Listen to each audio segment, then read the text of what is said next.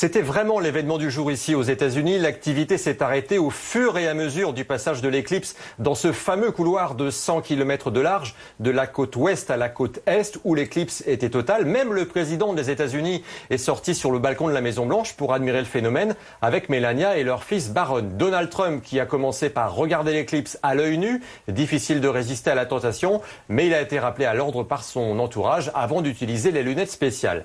À Washington, l'éclipse était partielle. La région n'a pas été plongée dans le noir. Pareil ici à New York où on a vu qu'une éclipse de 72% du soleil et en plus il y avait beaucoup de nuages. Mais malgré tout, les gens se sont arrêtés sur les trottoirs et comme la grande majorité n'avait pas de lunettes spéciales, eh bien ils utilisaient leur téléphone portable pour la regarder et en profiter pour tenter des photos.